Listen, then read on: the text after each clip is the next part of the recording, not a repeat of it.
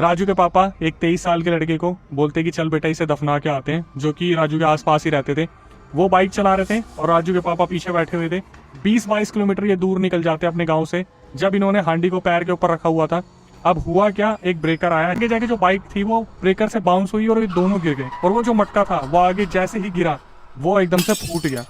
और वहां पर वो जो एंटिटी थी शायद वो बहुत ज्यादा नेगेटिव थी, इतनी नेगेटिव थी कि वो सीधा राजू की तरफ बढ़ी।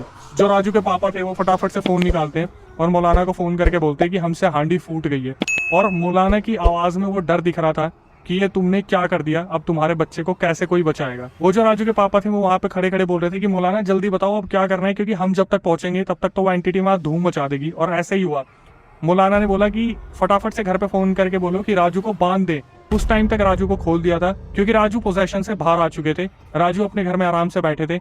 जब तक घर में फोन करा गया वो जो एंटिटी थी वो फुल स्पीड में अपनी पूरी पावर से राजू के अंदर पहुंची।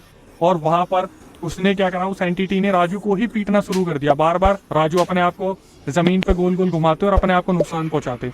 वो जो एंटिटी थी वो अपना पूरा रूप दिखा रही थी। जब तक राजू के पापा वापस आते वहां पर कुछ आजू बाजू के लोगों को फोन करके बोला गया और राजू को पकड़ने की पूरी कोशिश की गई।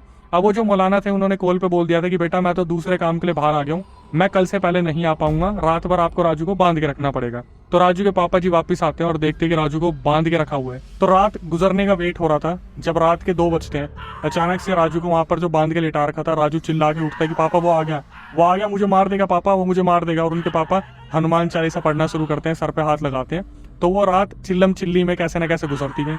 अगले दिन मौलाना आते हैं और उस एंटिटी को बोलते हैं वाह तू तो बहुत शक्तिशाली है, पहली बार ऐसा देखा कि किसी एंटिटी ने मटका फोड़ दिया।